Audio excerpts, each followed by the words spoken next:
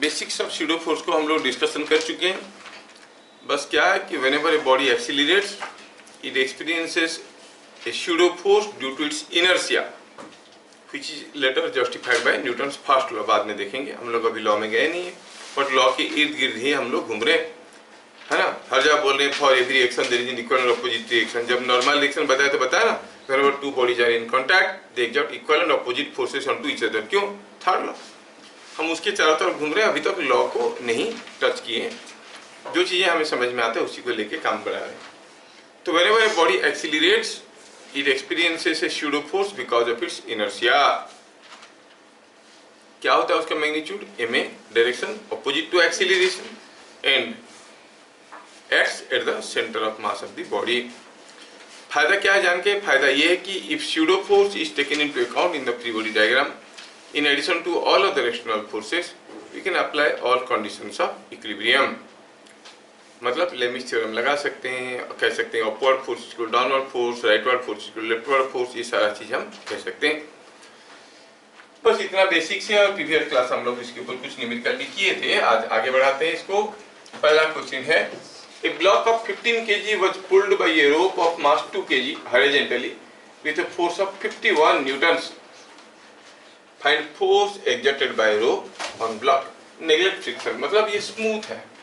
ये 15 kg का कोई ब्लॉक है, इसको 2 kg का रस्सी यूज करके हम खींच रहे हैं by a force equal to 51 newton. तो ऑब्वियस है कि सारा चीज एक्सीलरेट करेगा। पूछा है कि ये रस्सी ब्लॉक को कितने जोर से खींच रहा है। कोई बोलेगा अरे ये तो 51 न्यूटन में खींच रहे, तो 51 न्यूटन में ही होगा आंसर। नो। अब एक्सीलरेशन पहले देखते हैं। Acceleration is driving force by driven mass. Acceleration is 51 by क्या मास मूव कर रहा है? दोनों। Yes, 15 plus 3 metre per second square है कि नहीं? अच्छा, अब ये ब्लॉक के बारे में देखते हैं। Free body diagram of block. हमें पता ये करना है कि ब्लॉक को रोप कितने जोर से खींच रहा है। कितने जोर से खींच रहा है, चलो उसको टी कहते हैं। अब ये ब्लॉक भी तो मूव कर रहा है, ब्लॉक का अपना वेट है, नॉर्मल रिएक्शन है, सारा एक्सटर्नल फोर्स दिखा दिए, स्यूडो फोर्स दिखाना बाकी है जो कि ऑपोजिट टू एक्सीलरेशन होता है। तो ये इधर जा रहा है 3 मीटर पर सेकंड स्क्वायर में, तो स्यूडो फोर्स एम ए इधर को होगा, एम मतलब 15 kg। 15 kg 15 इंटू ए। एक बार फ्री बॉडी डायग्राम में सारा एक्सटर्नल फोर्स के साथ साथ मैंने स्यूडो फोर्स को दिखा दिया है, तो I can apply conditions of equilibrium. Rightward force is equal to leftward force. T is equal to 15A। T क्या था? The force with which the rope is pulling the block. क्या सबका आया था 45 न्यूटन्स? और तो मेरे से क्यों कर रहा है, हमें बन जाता है। चलो ठीक है। सो तो क्या लिखेंगे? 8 dynamic equilibrium. 8 dynamic equilibrium force to right is equal to force to left, और ये फोर्स टू राइट था T, लेफ्ट को था 15A, A था 3, so it is 45 Newton. Next question. A man is standing on a weighing machine inside a lift. When lift goes up with certain acceleration, the reading in the machine is 600 newtons. When the lift comes down with same acceleration, the reading in the machine is 400 newtons. What is the actual weight of the man?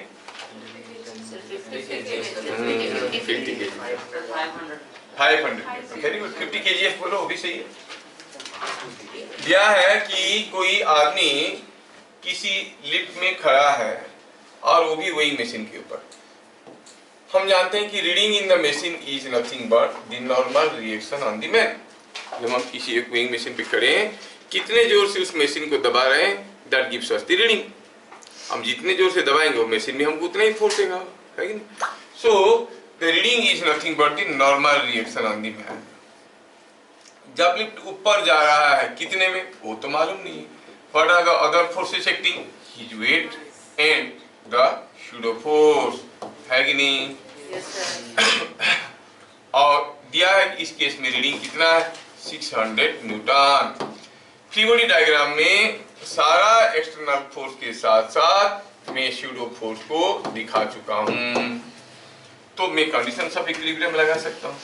मैं कहूंगा कि upward force is equal downward force, तो at equilibrium ऐसा लिखिए, at dynamic equilibrium, at dynamic equilibrium आप कहोगे कि R upward है, नीचे की तरफ mg प्लस ma, तो मत पता चला mg plus ma is equal to R का वैल्यू सीख लिया है तो 600 न्यूटन।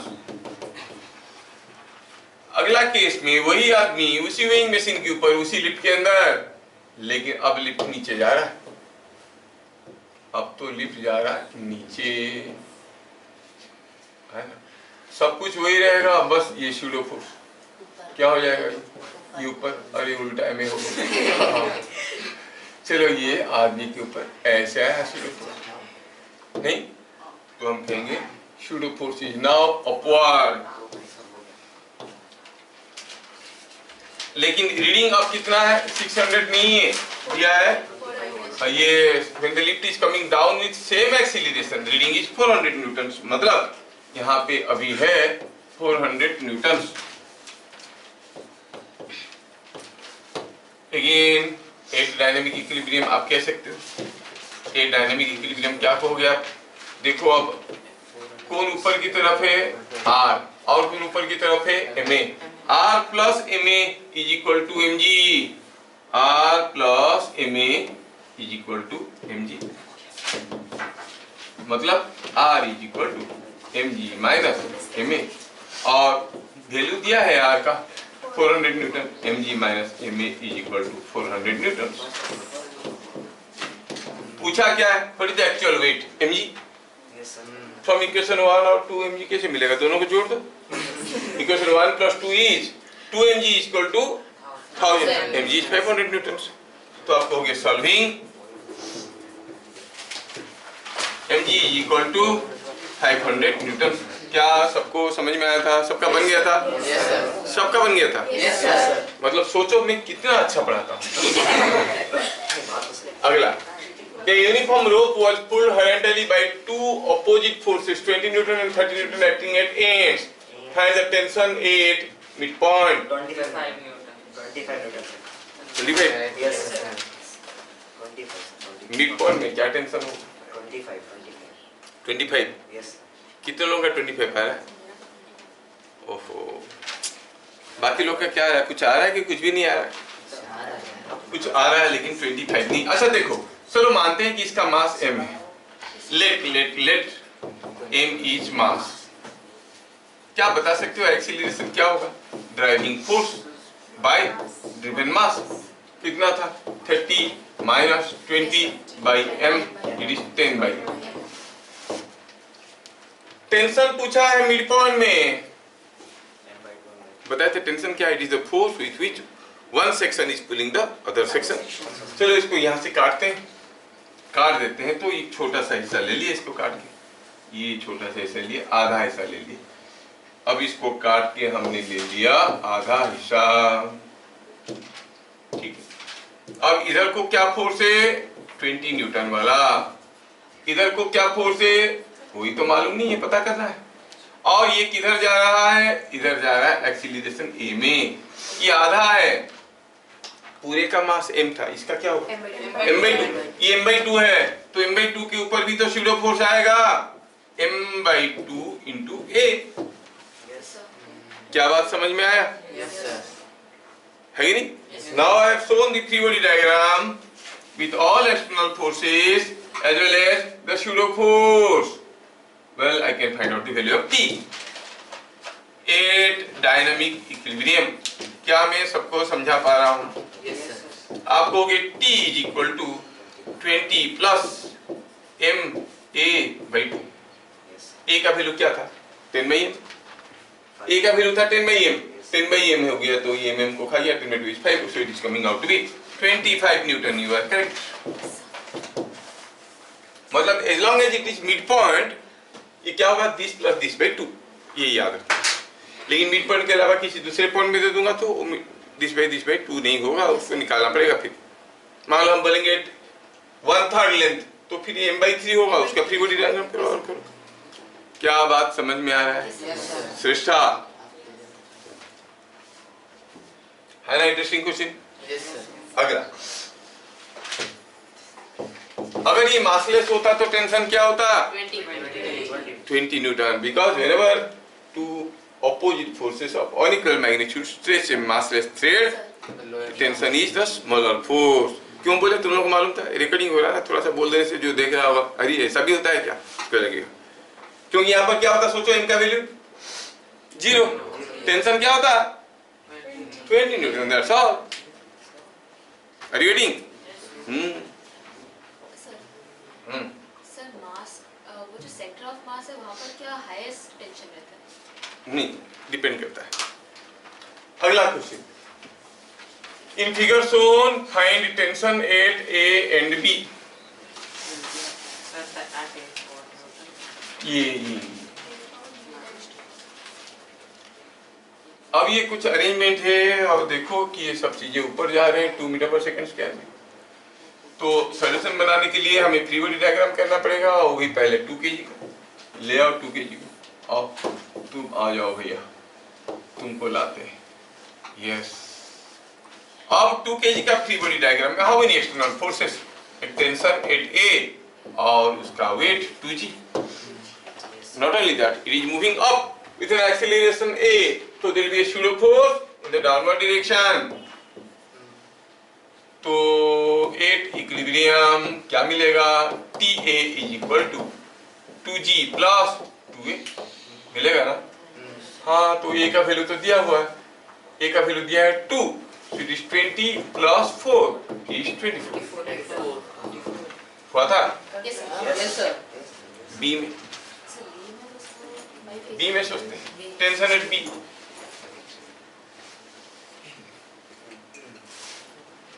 बी के बात किया जाए तो ये है बी, टेंशन एट बी के बात कर रहे हैं। बी को ऊपर खींचा जा रहा है, टेंशन एट बी पता करना है, ये भी ऊपर जा रहा है एक्सीलरेशन ए में जो कि 2 मीटर पर सेकंड स्क्वायर है, और बी का मास है 3 kg शायद। Yes, 3 kg। बी के ऊपर कितने तो फोर्स आ रहा है? नीचे की तरफ भी तो खींच रहा है। Thread A is pulling it down. मैं बार बार एक चीज बताना चाहता हूँ लेकिन भूल जाता हूँ। फ्री बॉडी डायग्राम का थोड़ा सा हायर वर्जन, ठीक है, थोड़ा सा हायर वर्जन है जिससे क्वेश्चन और आसान हो जाएंगे। नहीं बताया बोल के थोड़ा लंबा हो रहे हैं। टी ए आज ही क्लास में बता दूंगा, ठीक है। T A free body diagram का थोड़ा सा हायर वर्जन जो है बता देंगे। हाँ, टी ए और क्या है, और इसका वेट है, ये 3 kg का मास है तो ये 3g है, और ऊपर जा रहा है तो स्यूडो फोर्स भी तो नीचे होगा। ये 8 डायनामिक इक्विलिब्रियम आपको होगी अपवर्ड फोर्सेस, इसको downward forces. TB is equal to 3g TA 3a, सबको जोड़ो 30, ये हो गया 24 और ये हो गया कितना 60 न्यूटन। हुआ था? सबका हुआ था? रौनक का नहीं हुआ। क्यों? सर दूसरा वाला करना। ये वाला किया था कि नहीं किया था? आंसर नहीं आया था। सर इसका हुआ था, 2 kg वाले का गलत है। अच्छा, 2 kg वाला का गलत निकल गया, 3 kg का सही निकल गया। हाथी निकल गया और दुम लग गया, होता है। हाँ, झूठ बोलने के लिए भी थोड़ा इंटेलिजेंस चाहिए। क्योंकि 2 kg वाला गलत निकलने से 3 kg। हाँ वही तो, वही मैं बोलो, हाथी निकल गया दुम लग गया। एक होल, वाल में एक होल था, पता चला कि हाथी अंदर से निकल गया, फिर दुम फंस गया। पॉसिबल है?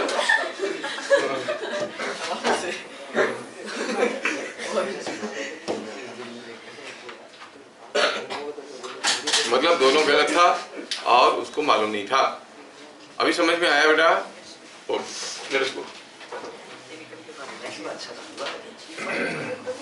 Chain is falling freely, chain गिर रहा है, अब मिड पॉइंट में टेंशन चाहिए, है ना? तो यहाँ पर टेंशन चाहिए, टेंशन निकालने का तरीका हमें मालूम है। A chain of mass m and length L is falling freely under gravity, find tension at midpoint। Tension निकालने का तरीका हुआ कि हम इसको मिड पॉइंट में देखेंगे कि कितनी फोर्स में एक हिस्सा दूसरे हिस्सा को खींच रहा है कि नहीं? ये हिस्सा को दूसरा वाला हिस्सा कितने जोर से खींच रहा है, यही पता करना है। क्या है इसका मास? m/2, वेट mg/2, और ये गिर रहा है फ्रीली अंडर ग्रेविटी, मतलब एक्सीलरेशन क्या है? तो स्यूडो फोर्स किधर को होगा? ऊपर। स्यूडो फोर्स ऊपर की तरफ हुआ, कितना? mg/2। ma a का वैल्यू है g, m कितना है? m/2, मास कितना है? m/2, तो स्यूडो फोर्स होगा m/2 × a। तो नीचे भी mg/2, ऊपर भी mg/2, ये t क्या कह रहा है यहाँ पे? अब अगर इक्विलिब्रियम में देखेंगे, at equilibrium t plus mg/2 is equal to mg/2, ये t बेकार का यहाँ बैठा नहीं है। क्या नाम है इसका? क्या वैल्यू है? 0। There be no tension. Tension होगा?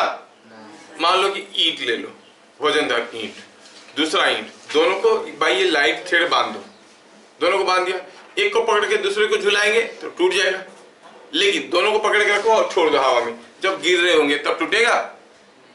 थ्रेड टूटेगा? No, everything feels weightless. Under free fall everything feels weightless. समझ में आया? तो ये पॉइंट को यहाँ पर नोट करना है, during free fall everything feels weightless.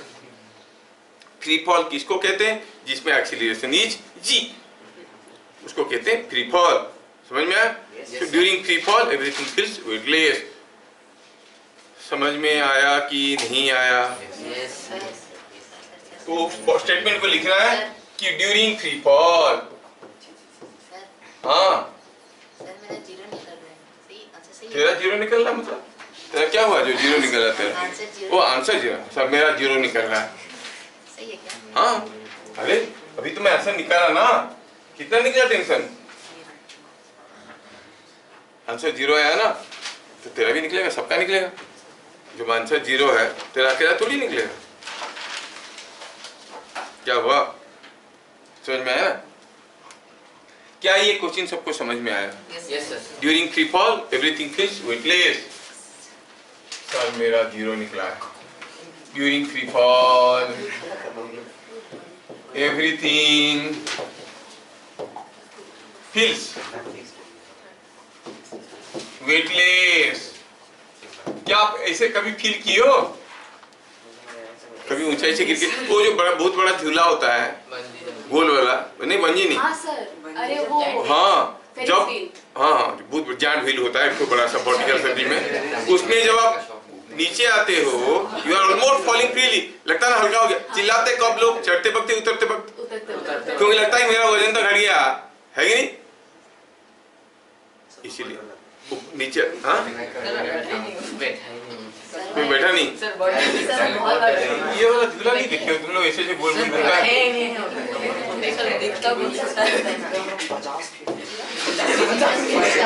Sir जो जब बंद हो जाए, जो सबसे ऊपर है वो बंद हो जाए। तू अगर रहेगा सबसे ऊपर, थोड़ा सा भी हवा आया पता लगा चल नीचे मम्मी पापा ढूंढ रहे, यहाँ तो बैठा था, कहाँ गया? कुर्सी तो है, लड़का कहाँ का आएगा? ये समझ में आया क्या?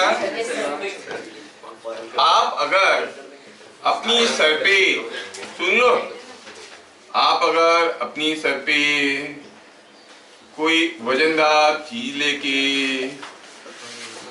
समझ रहे हो, ऐसा, अरे कहाँ हो गया? चलो ठीक है। आप अगर अपनी सर पे ऐसे कोई वजनदार चीज लेके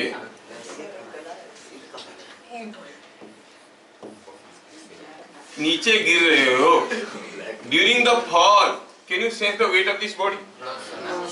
नो। आप हाथ में कोई चीज रखे हो, हाथ को नीचे लाओ तो हल्का लगेगा कि ऊपर लो तो हल्का लगेगा?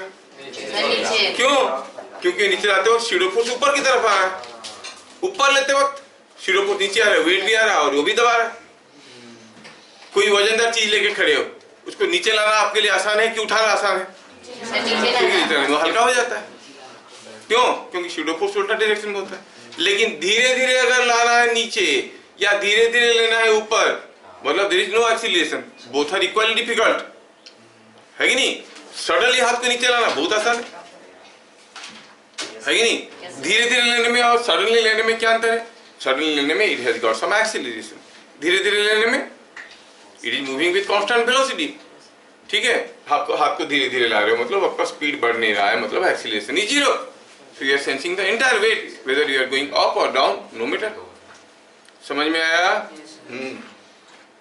ये आदमी अगर किसी एक हाइट से सर पे कोई वजनदार लोड लेके गिरेगा तो जब तक गिरेगा तब तक तो हंसता रहेगा, क्योंकि उसको पता नहीं चल रहा कि कुछ वजन है। लेकिन जैसे जमीन पे गिरेगा भीतर चिपक गया अंदर और रोएगा। पहुंचने के बाद वो फील करेगा। सर वो तो खुशी खुशी मर गया। हाँ, खुशी खुशी मरेगा। नेक्स्ट, ये जो अरेंजमेंट है, एक बैलून लगा है कोई ब्लॉक के साथ, ये पूरा arrangement, the element has total mass 6 kg, ये सब मिला के 6 kg, okay, and it is moving off with 2 meter per second square. Find what additional mass must be kept on it. क्या रख देंगे कि नीचे आएगा? चलिए चलो समझने की कोशिश करते हैं। पहला केस,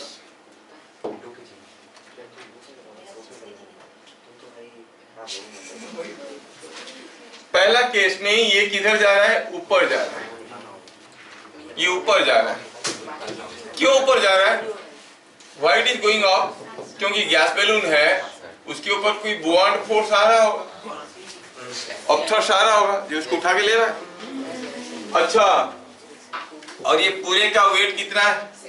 6 kg, तो नीचे की तरफ 6g है, और क्योंकि ऊपर जा रहा है 2 मीटर पर सेकंड स्क्वायर में, सूडो फोर्स भी तो नीचे आ रहा होगा। एट डायनामिक इक्विलिब्रियम, आप क्या कहोगे? B equal to 6g plus 6 into 2 is 72 newton, the buoyant force on it is 72 newton. क्या बातें समझ में आया? Yes sir. बोला इसके ऊपर कुछ वजनदार चीज रख देंगे ताकि अब ये नीचे आने लगेगा। चलो ठीक है, रख देते हैं। Let us keep it here. आप कोई वजनदार चीज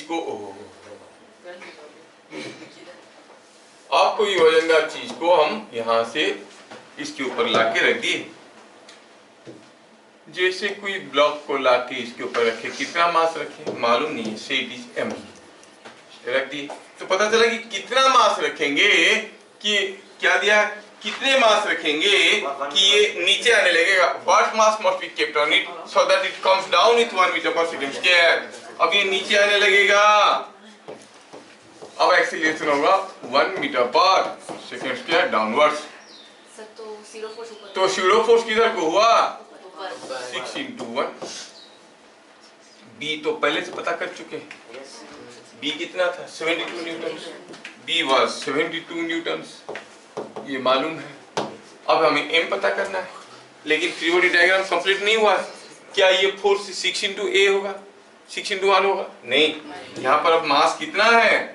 मास है 6 plus m, वेट आएगा mg, और इधर आ जाएगा 6 plus m into a। क्या बात समझ में आया? Total mass into acceleration. अब फिर से आप कर सकते हो। A dynamic equilibrium, 8 dynamic equilibrium. आप कहोगे अपवर्ड फोर्स कौन है? ये है 72 plus 6 plus m into a का वैल्यू क्या है?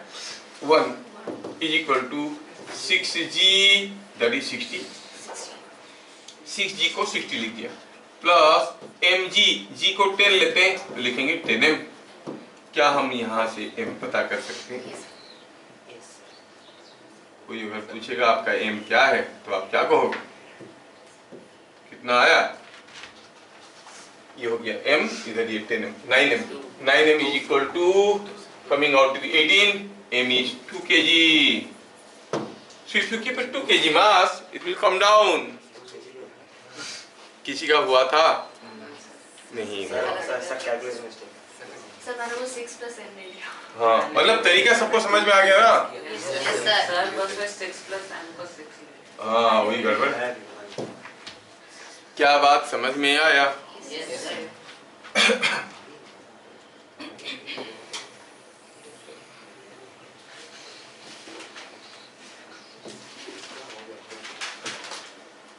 चलिए अगला question. A rope can withstand a tension of 400 newtons.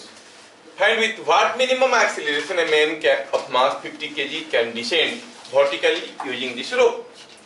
कोई रस्सी है भैया, ये ज्यादा से ज्यादा 400 न्यूटन विस्तान कर सकता है। This rope can withstand a mass of tension of 400 newtons. कुछ नहीं दिया रोप के बारे में, तो हम इसको मासलेस मान लेंगे। कोई आदमी जिसका मास है 500 केजी 50 केजी, वो नीचे आने वाला, कितना मिनिमम एक्सीलरेशन में आने लगेगा? वो अगर पूरा फ्रीली फॉल करेगा तो रस्सी टूटेगा क्या? हाथ को ढीला कर देगा, रस्सी नहीं टूटेगा। लेकिन अगर धीरे धीरे आने की कोशिश करेगा, हो सकता है रस्सी टूट जाएगा, क्योंकि उसका bearing capacity is more than weight of the man. तो मैन को कम से कम कितना एक्सीलरेशन में आना जरूरी है? 2 मीटर। ज्यादा से ज्यादा कितने में आ सकता है वो आदमी? What is the maximum acceleration with which he can come down? छोड़ देगा रस्सी, सी में गिर नहीं। तो अब मान लो कि मिनिमम एक्सीलरेशन है a, तो आदमी के ऊपर स्यूडो फोर्स आया ऊपर की तरफ 50a, और वेट उसका है 50g, और आदमी के ऊपर टेंशन भी आ रहा है, तो ये 400 न्यूटन है। क्यों 400? क्योंकि मिनिमम एक्सीलरेशन में आ रहा है। अगर फ्रीली गिरता तो टेंशन कितना होता? 0।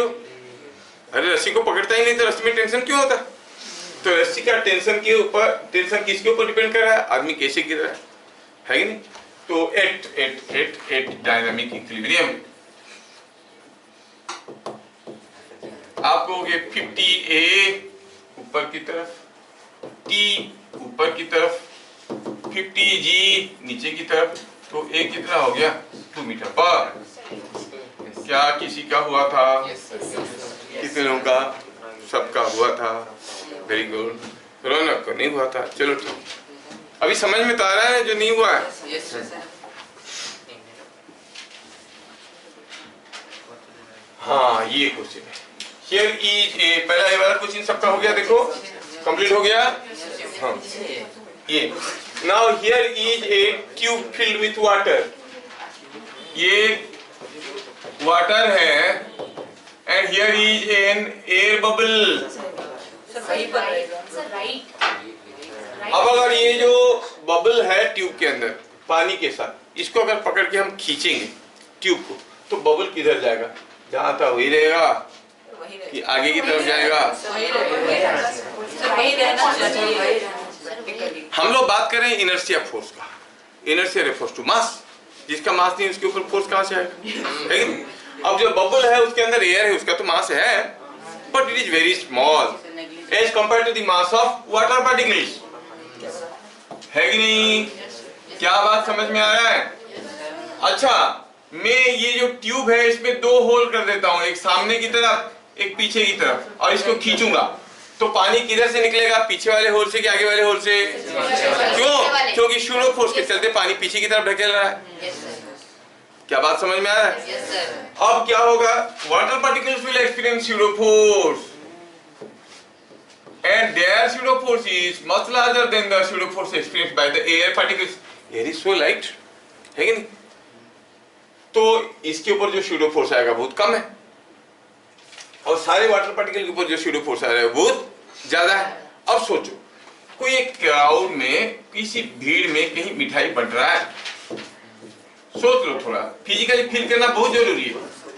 ये मिठाई बंट रहा है, यहाँ पर मिठाई मिल रहा है, यहाँ पर क्या है कि ये सब पहलवान लोग बहुत जोर से ढकेल के आ रहे हैं मिठाई खाने के लिए। इसके अंदर एक लड़का है, कौन? ये बेचारा लड़का कौन है? दिखाते हैं, ये लड़का। इस लड़के के बारे में बात करें।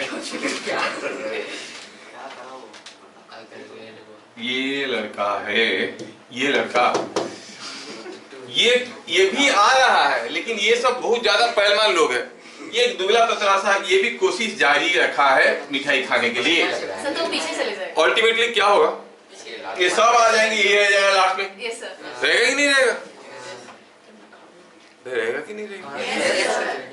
तो बात वही हुआ। तो ये सारे जो है धकेल के आगे आ जाएंगे, पीछे रह जाएगा। यहाँ पर भी बात कुछ ऐसा ही है। ये जब एयर वाटर पार्टिकल्स आएंगे तो आउट ऑफ पॉइंट ए और आउट ऑफ पॉइंट बी कहाँ पे प्रेशर ज्यादा क्रिएट होगा, ए में कि बी में? ए में, क्योंकि पुश कर रहे हैं इधर को। More pressure at A, less pressure at B. बात समझ में आ रहा है? और बबल किधर को जाता है, हाई प्रेशर की तरफ कि लो प्रेशर की तरफ? बबल को नीचे छोड़ देंगे, ऊपर जाता है ना, ऊपर प्रेशर कम है, नीचे प्रेशर ज्यादा है, तो बबल किधर भागेगा? Are you getting? तो हम कहेंगे due to inertia force on water molecules, pressure at A is more than that at B। क्या बात समझ में है? अच्छा, अगर ये बात है तो आप कहोगे bubble move towards low pressure.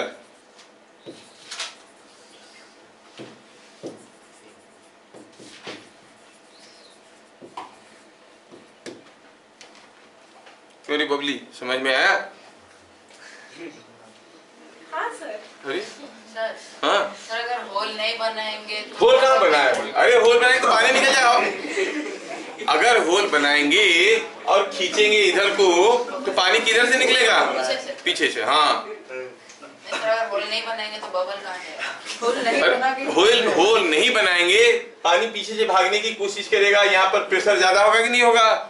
Bubble किधर जाता है, हाई प्रेशर की तरफ कि लो प्रेशर की तरफ? तो भागेगा इधर। आया समझ में? हाँ? अरे वही तो मैं बताया, वो सारे लोग जो इधर जाने की कोशिश कर रहे थे, अल्टीमेटली ये पीछे रह जाता है कि नहीं रह जाता है? फोर्स नहीं है कैसे, इधर प्रेशर ज्यादा है, इधर प्रेशर कम है। देखिए pressure difference on the two sides of the bubble, इधर फोर्स ज्यादा है, इधर फोर्स कम है, तो ढकेलते हुए चले जाएगा। समझ में आ रहा है? Next, a pendulum is suspended from a car.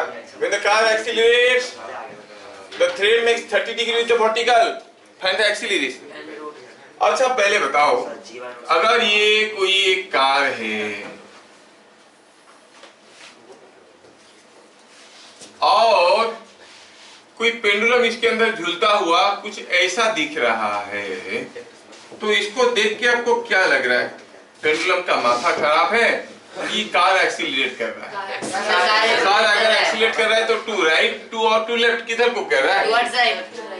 Car right को एक्सीलरेट कर रहा है। वही पूछा है, बताओ कितना? यह कि एंगल 30 डिग्री है।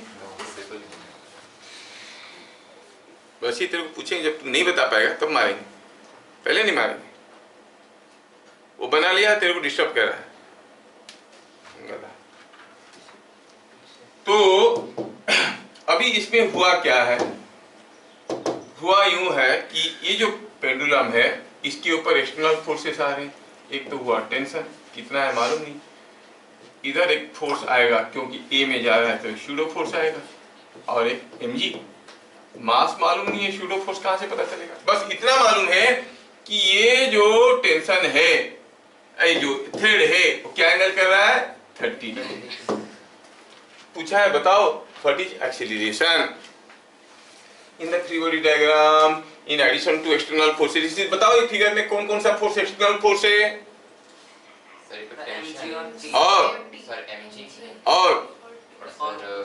और सर क्या, दो ही तो है।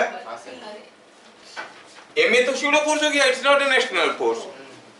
अब सारा एक्सटर्नल फोर्स के साथ साथ हम शूडो फोर्स को दिखा चुके हैं। We can apply conditions of equilibrium. चलिए अब पेंडुलम का फ्री बॉडी डायग्राम करते हैं। तुम कार छोटे हो जाओ, कार छोटा हो गया।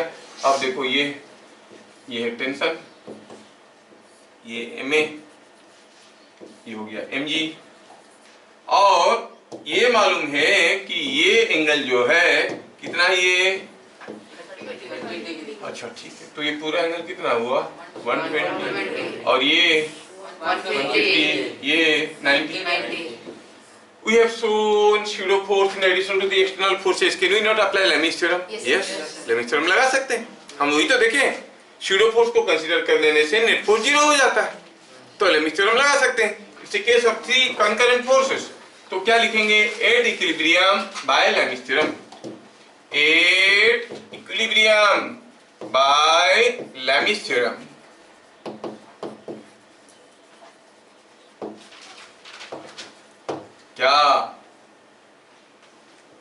क्या बनाओगे आप बोलोगे t बाई साइन, t चाहिए नहीं तो इसको क्यों लिखेंगे, ma चाहिए ना, ma by sine 150 is equal to mg by sign,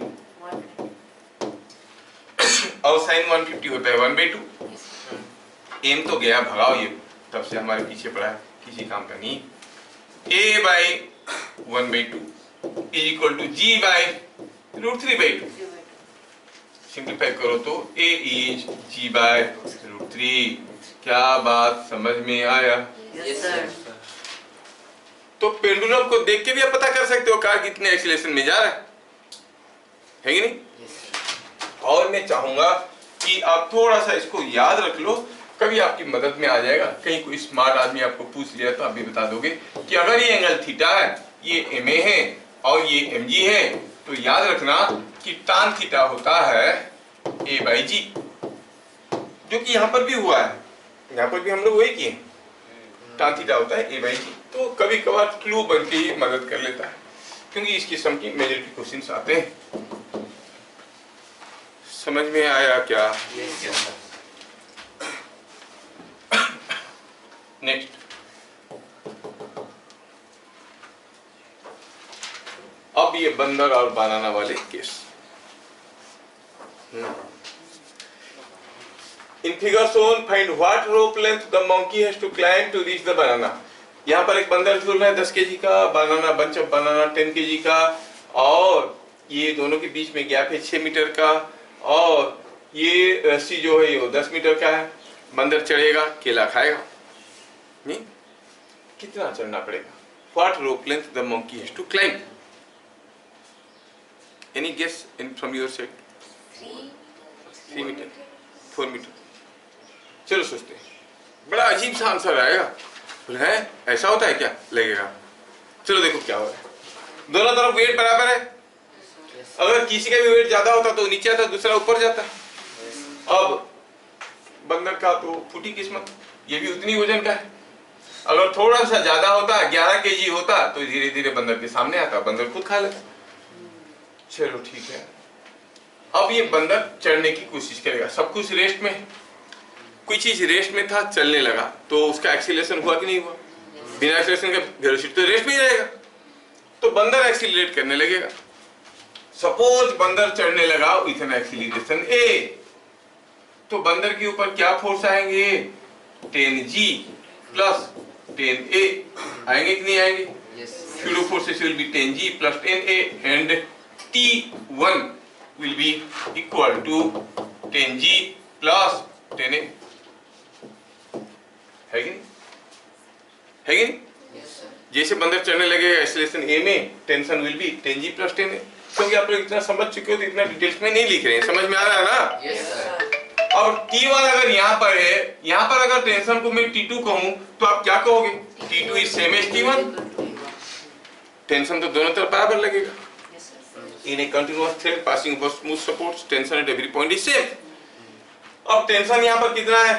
tension is 10g plus 10a. अगर ये 10g होता तो ये लटका हुआ रहता, लेकिन कितना है? 10g plus 10a. मतलब टेंशन इससे ज्यादा है. कितना ज्यादा है इसका वेट से? 10a. मतलब what is the net force on this banana? 10a. What is it's acceleration? मतलब ये जाएगा a में तो ये भी जाएगा a में. ये चढ़ेगा 1 मीटर तो ये भी चढ़ेगा 1 मीटर. गैप तो बड़का है. Are you getting? जैसे ये चढ़ेगा 1 मीटर, ये भी चढ़ जाएगा 1 मीटर. दोनों के बीच में गैप हरदम कांस्टेंट रहेगा। क्या बात समझ में आ रहा है? आंसर क्या है फिर? बस आंसर को मारो, बोलिए समझ में आया क्या? फिर बोले अब अंदर खाया कि नहीं खाया, पका हुआ था कि नहीं, डजन कितना था, असली चीज पे ध्यान दे। आंसर क्या है समझ में आया? तो क्या हो गया? So banana moves with up with same acceleration, same acceleration। क्या बात समझ में आया? तो बंदर जितना एक्सीलरेशन में चलेगा बनाना उतनी ही एक्सीलरेशन में चलेगा। दोनों रेस से चल रहे हैं तो दोनों के बीच में जो गैप था वो कांस्टेंट रहेगा। अब बनाना चढ़ेगा चढ़ेगा चढ़ेगा चढ़ेगा, यहाँ पर आके फंसेगा। Yes, sir. कितना ऊपर जाके? 10 मीटर। 10 मिनट। जब ये 10 मीटर बनाना चढ़ गया, पूरा रस्सी इधर को आ गया। Yes, sir. कितना आ गया? ये रस्सी कितना था बंदर का? यहाँ से यहाँ तक 16 और आया 10, 26। तो बंदर को कितना मीटर रस्सी चढ़ना पड़ेगा? यहाँ पर पहुंचेगा तभी ना खाएगा। 26 meters। The monkey has to climb 26 meters of rope length to reach the pulley and eat banana।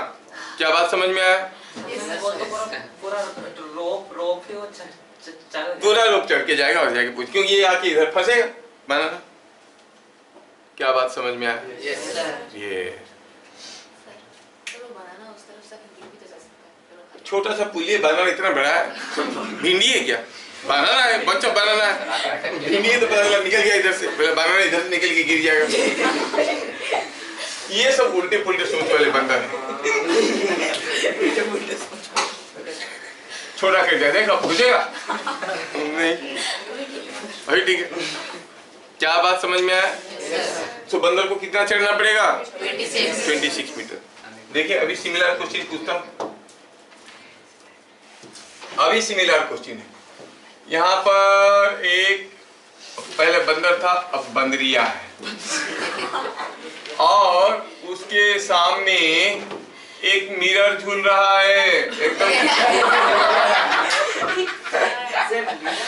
अब बंदरिया तो मिरर ही देखते हैं। मिरर झूल रहा है, अनफॉर्चुनेटली उसको अपना फेस अच्छा नहीं दिखता है। अब क्वेश्चन ये है कि वो क्या करेगा to get rid of the image. Choice दिया गया, पहला चढ़ जाएगा ऊपर, दूसरा नीचे जाएगा, उतर जाएगा नीचे, या फिर हाथ छोड़ देगा। कौन से केस में it will get rid of its image? हाथ छोड़ देगा तो ये गिरेगा जी में, क्या मिरर में नहीं गिरेगा? गिरते वक्त भी मरते दम तक देखते देखते गिरेगा। अबे नीचे आएगा, ये जिधर जाएगा ये ऊपर जाता है, ये ऊपर जाता है, ये नीचे आएगा तो ये नीचे नहीं आएगा। क्या करेगा? सबसे आसान तरीका है आंख बंद कर देगा। समझ में आ कि नहीं है? हाँ, ये तो लोगों का दिमाग नहीं चल रहा है, क्योंकि चढ़ेगा तो ये चढ़ रहा है, ये उतर रहा है तो ये उतर रहा है, गिर रहा है तो ये जी में गिर रहा है, ये भी जी में गिर रहा है। आंख बंद करके चुपचाप बैठा रहेगा। मेरा फेस ही ऐसा है भगवान।